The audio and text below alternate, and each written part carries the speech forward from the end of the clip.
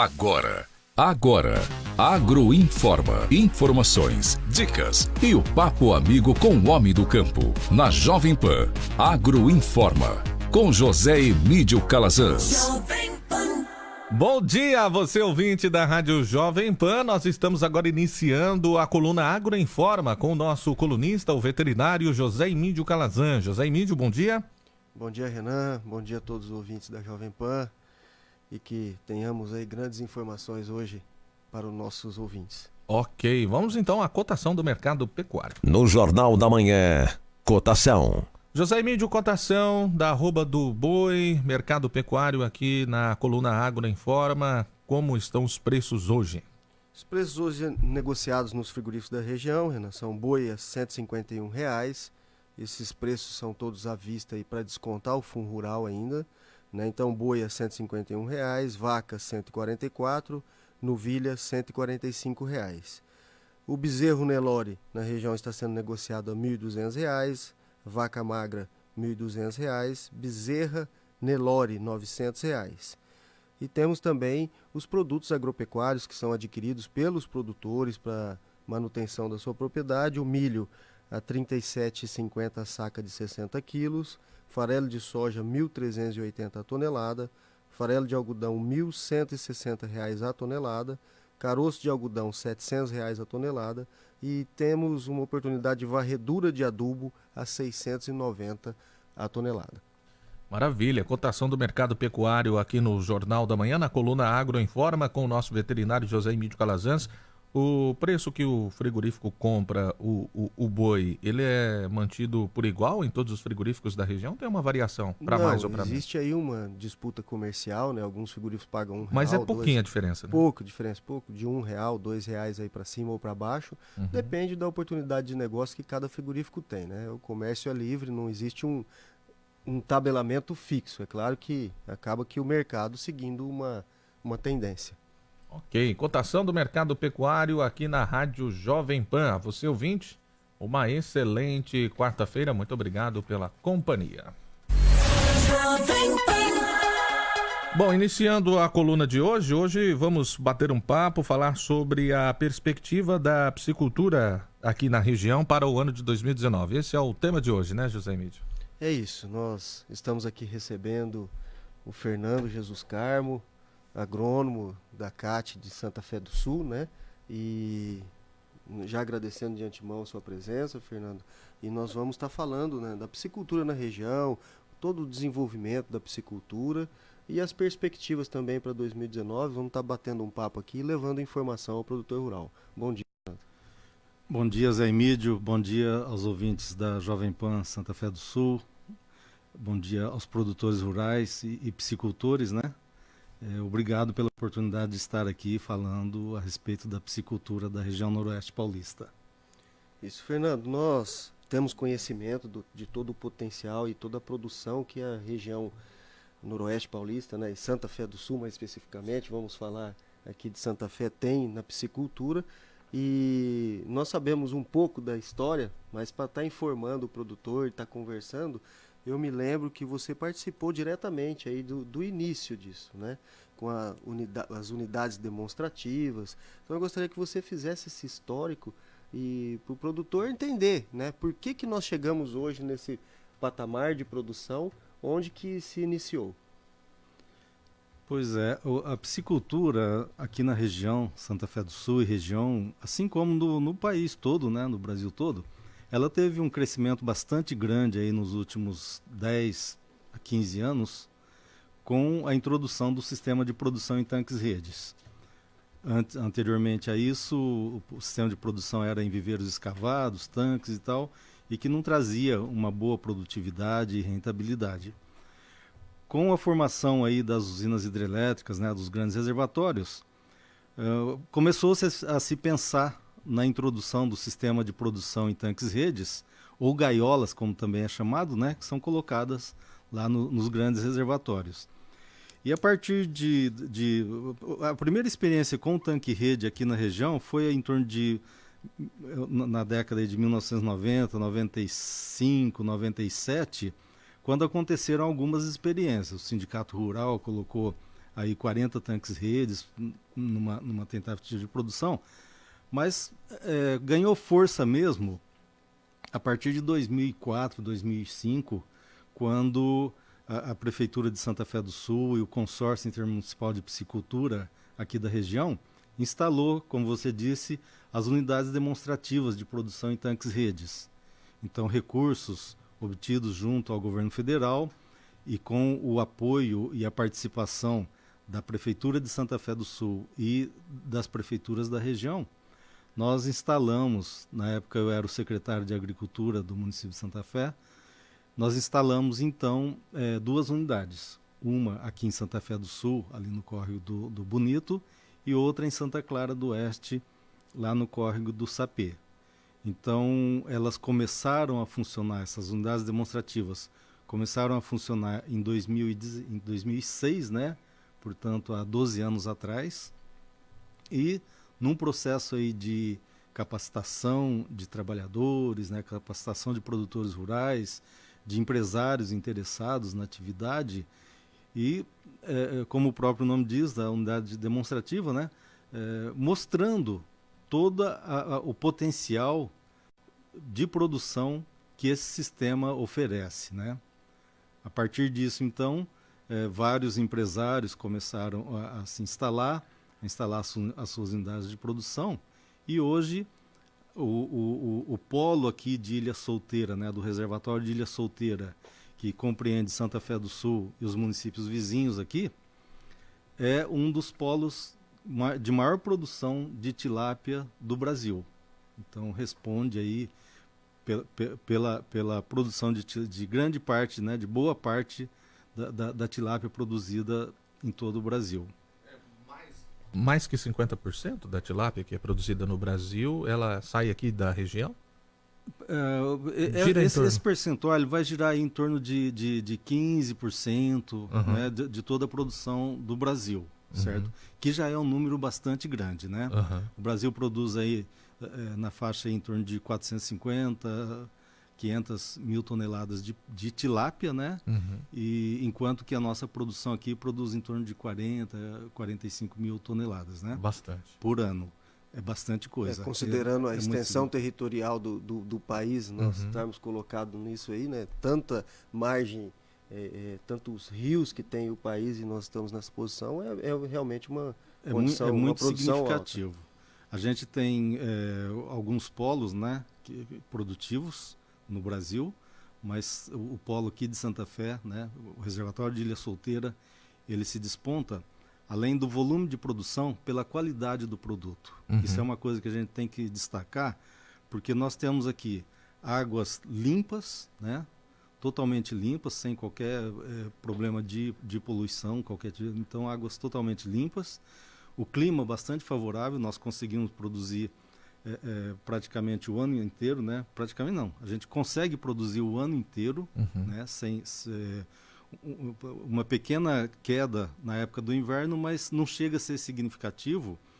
Então, essas coisas fazem com que esses pontos positivos, né, em termos de qualidade de água e em termos de clima, faz com que a gente produza um produto final de excelente qualidade, um filé de tilápia muito apreciado, né, muito apropriado para qualquer tipo de culinária que se desejar, né? Quando se fala de qualidade, né, textura, sabor, né? Sabor, textura, ele da maneira como você quiser preparar o filé de tilápia, ele se adequa, né?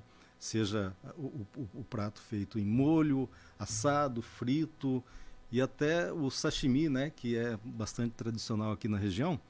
Então, a gente tem que destacar isso aí, um produto de excelente qualidade, com uma aceitação muito boa no mercado. Isso é muito bom. Fernando, quanto a essa questão das unidades demonstrativas, a gente vê toda a importância que ela teve na implantação e no desenvolvimento da piscicultura regional, e eu encaro como uma das principais coisas o treinamento da mão de obra. Praticamente foi onde ensinou o pessoal a trabalhar com essa piscicultura.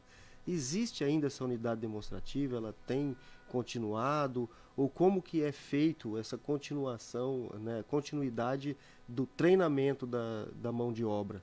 Até para despertar muitas vezes aquela pessoa que está desempregada e que quer né, tem que ter uma oportunidade de serviço aí, como que ela pode buscar esse conhecimento? As unidades demonstrativas, elas funcionaram, né, através de convênio e que durou 2 anos, né, em 2006, 2007, e que treinou, capacitou em torno de 320 pessoas passaram por esse processo de capacitação nesses 2 anos, né, de funcionamento das unidades. Inclusive, além de empresários, né, de pessoas que tinham interesse em investir na atividade de piscicultura e que iam lá para as unidades demonstrativas e passavam lá horas, dias, vendo, verificando, botando a mão na massa para ver os pontos positivos, os pontos negativos, né, as dificuldades, enfim, se capacitarem. A partir do momento que encerrou o convênio da unidade demonstrativa, aquele material que foi utilizado, né, ele ficou à disposição para que o pessoal que passou pelo processo de capacitação pudesse usar esse material e gerar renda, né, produzir com esses equipamentos. Então foi criada a cooperativa de piscicultores, né, que deu continuidade às unidades demonstrativas. Então hoje a cooperativa de piscicultores produz aí em torno de 15 a 20 toneladas por mês, né, 240 toneladas de peixe por ano,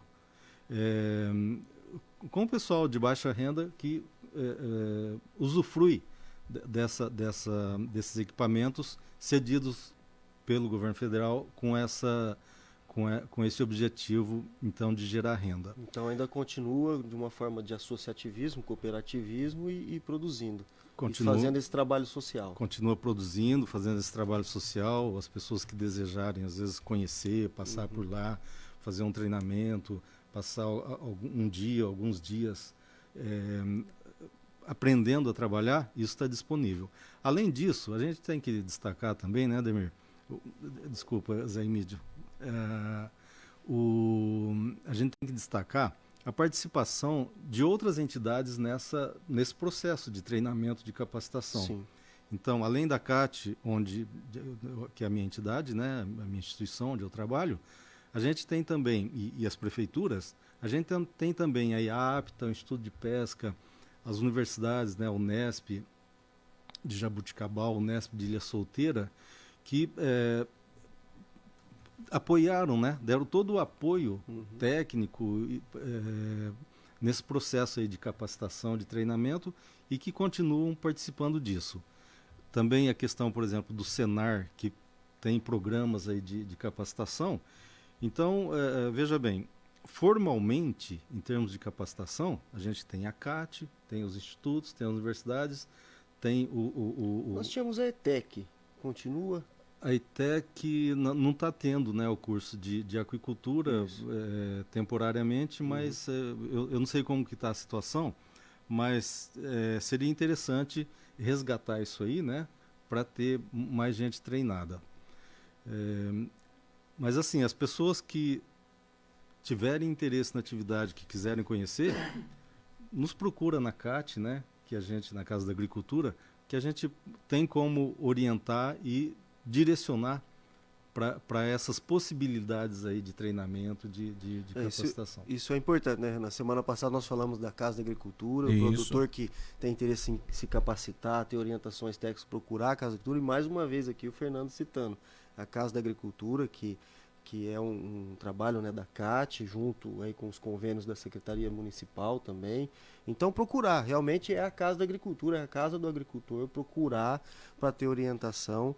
E quem quiser então aí que tem o interesse de estar se capacitando para estar trabalhando nas pisciculturas, é importante estar procurando essa orientação técnica para poder estar se capacitando, né? Ô José Emídio, deixa eu só interromper o nosso bate-papo para mandar bom dia para quem está nos assistindo pela página José Emídio Calazans. Muito obrigado ao Neide Teixeira, ao Antônio Pimentel, também a Cássio Chances, né? É isso.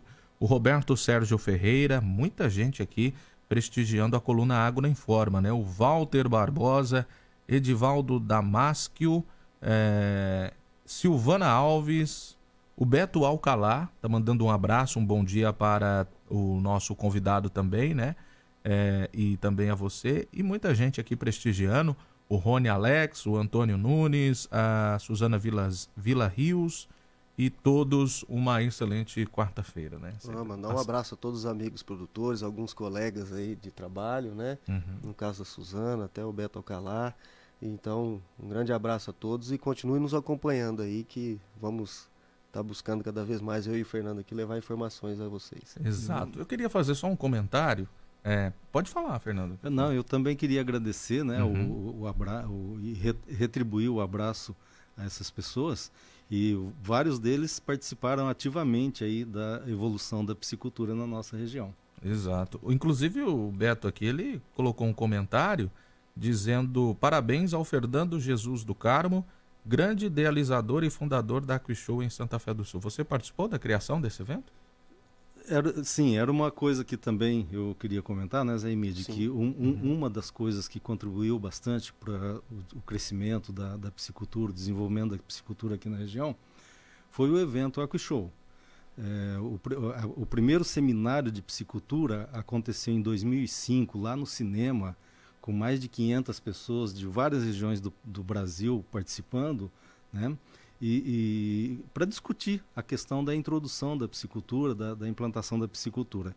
E depois, em 2010, foi criado então o AquaShow, onde a gente, eu particularmente, coordenei, né, a realização das 6 primeiras edições do AquaShow, né, das 7 edições do AquaShow, e a coisa cresceu tanto que o AquaShow, né, cresceu tanto a importância que passou a ser conduzido, né, coordenado pela Associação Peixe-SP.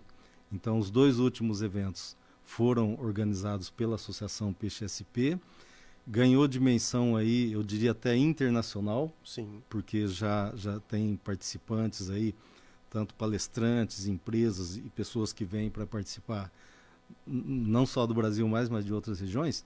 Então, o AquaShow, que a gente começou lá atrás, quando o prefeito Ademir ainda era o secretário da Agricultura, né, no governo Favalesa, nós fizemos então o primeiro AquaShow, veio ganhando uma dimensão tão grande que hoje é uma das principais, um dos principais eventos da piscicultura no Brasil e, quem sabe, na América Latina. A piscicultura e o AquaShow, consequentemente, né, Fernando, mostra o poder transformador do poder público, né? O poder público começou com incentivo, mostrando uma oportunidade, mostrando um trabalho, e aí a comunidade, né, a iniciativa privada, pegou a ideia e se desenvolveu, se aprimorou, e hoje é o que acontece com a piscicultura e com o AquaShow. Hoje a iniciativa privada, né, a Peixe-SP, é composta pelos produtores. E aí ela conseguiu alavancar cada vez mais uma iniciativa do poder público. Então, Fernando e Renan, mais uma vez deixando aqui, né, e é bom que se fale isso, né, em tempos de tantas críticas ao poder público, mas falar que existem as iniciativas extremamente positivas. Que se não fosse o poder público buscar essa oportunidade, trazer a unidade demonstrativa em parcerias, né, governo federal, estadual e o municipal, né? Se não fosse isso, talvez nós não teríamos piscicultura com esse tamanho de desenvolvimento na região. Então é importante nós acreditarmos também nesse potencial e nesse trabalho, né, nesse serviço prestado pelo poder público. Bom, deixa eu continuar mandando os alôs aqui, que o pessoal está entrando para assistir. Para quem nos assiste pelo Facebook, né, com câmeras, aqui a nossa coluna Agroinforma, o João Maciel, a Maria Clara também está assistindo, Maria Clara de Jesus, o Pedro Vilela, o Roberto Mota e a Maria Helena Ábido Bindilati. Muito obrigado a essas pessoas que estão nos acompanhando. Eu queria fazer só um comentário, José Emílio. A piscicultura, ela tem espaço para crescer mais aqui na região? É uma pergunta, na verdade, né? Tem mais fôlego? Tem. Eu percebi que eu acho que tem, porque... Deve crescer da seguinte maneira. A ANA, né, a Agência Nacional de Águas, ela calcula a capacidade de suporte de um reservatório, para todos os reservatórios. E o nosso reservatório de Ilha Solteira, ele já está com toda essa capacidade outorgada, ou seja, permissão para produzir. Sim. Só que para atingir essa capacidade de produção que a ANA outorgou, já tem emitido a autorização, ainda falta bastante. A gente está utilizando aproximadamente 40% da capacidade de produção, né?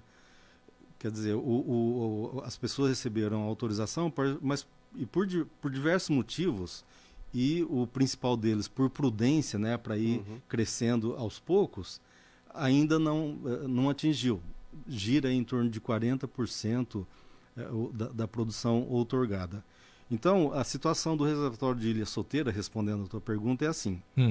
Projetos novos não vão ser permitidos implantar nesse momento. Novas pisciculturas. Novas pisciculturas. Mas as pisciculturas que já estão instaladas ou que estão com a documentação em andamento para ser instaladas, essas ainda vão crescer bastante, né? Deve partir de uma produção que hoje seria em torno de 35, 40 mil até 100 mil toneladas ano. E aí a gente coloca o seguinte, hoje, para a produção dessas 35 mil toneladas, a gente calcula que existam em torno de 3 mil empregos diretos na piscicultura, né? Entre engorda, produção de alevinos, fábrica e frigorífico, né? Fábrica de ração e frigorífico. 3 mil empregos? Na região de Santa Fé do Sul, né? no polo aqui de Santa Fé do Sul, Sim.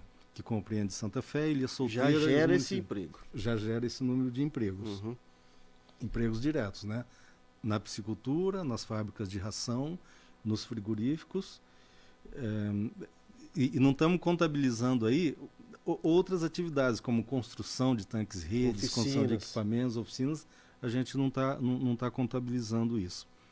Então, quer dizer, crescendo nessa proporção aí, que a gente imagina que deva crescer aí em torno de 20% ao ano, até atingir essas 100 e poucas mil toneladas, esse número de empregos também, e esse capital que movimenta, né, esse produto interno bruto aqui regional que movimenta, com certeza vai crescer bastante. Então, para a instalação de novos projetos no reservatório aqui de Ilha Solteira, hoje não é possível porque já está autorizado toda a capacidade de suporte.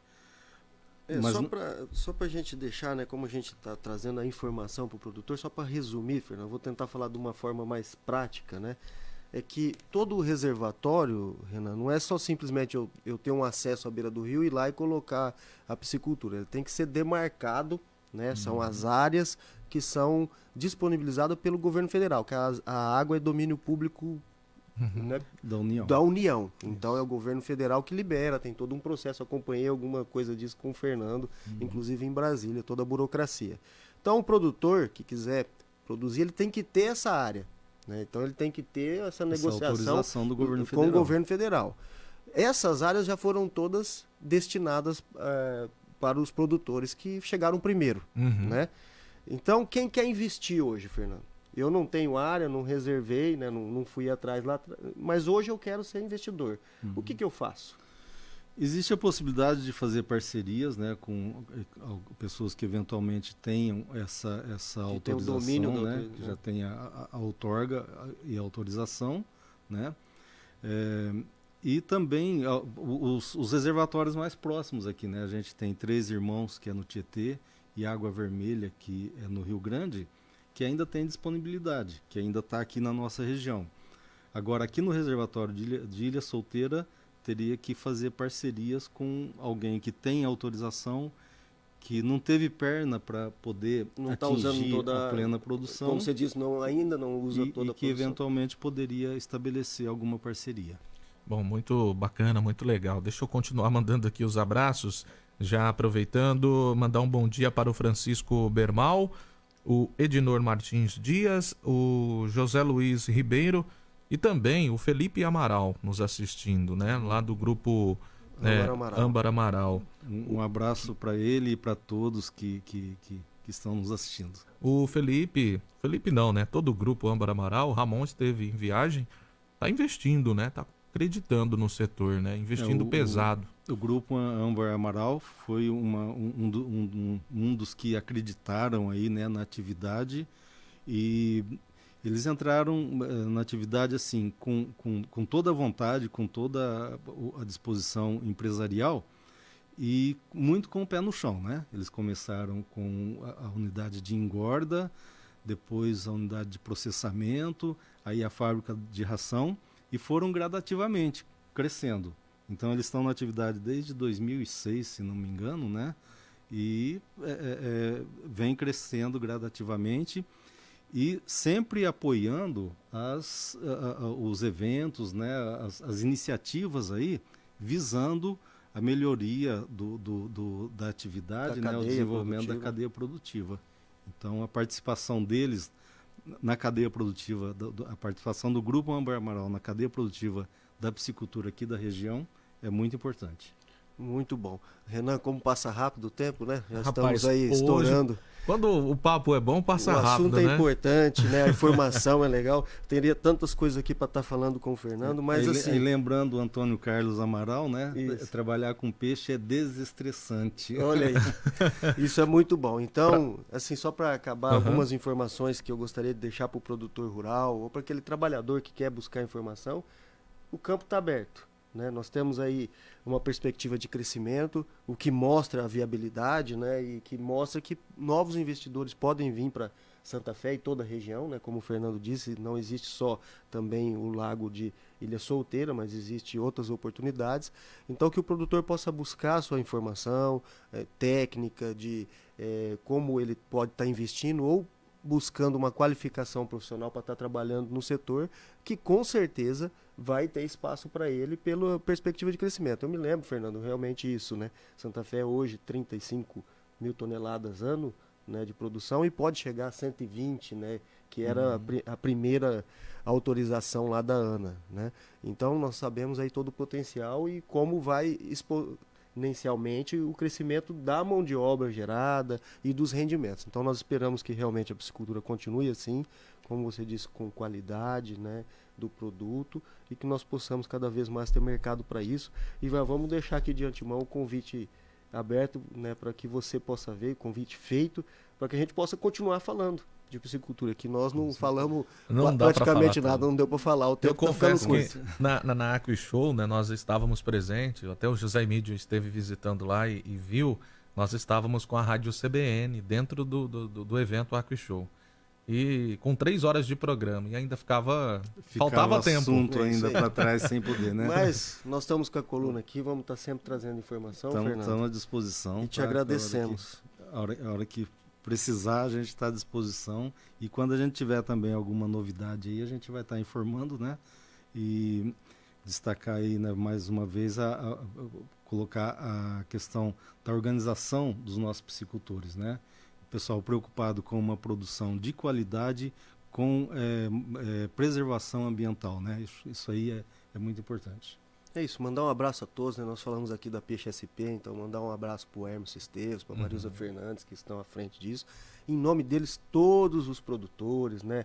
A família Âmbar Amaral, a todos os grandes produtores, Genicias e tudo mais, e que possam continuar investindo na nossa região, que nós vamos ficar cada vez mais contentes com esse desenvolvimento.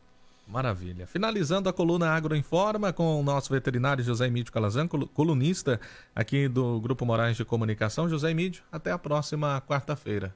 Até a próxima, Renan. Muito obrigado e Deus abençoe a todos. Você ouviu Agroinforma. De volta na próxima semana, aqui na Jovem Pan. Você ouviu na Jovem Pan.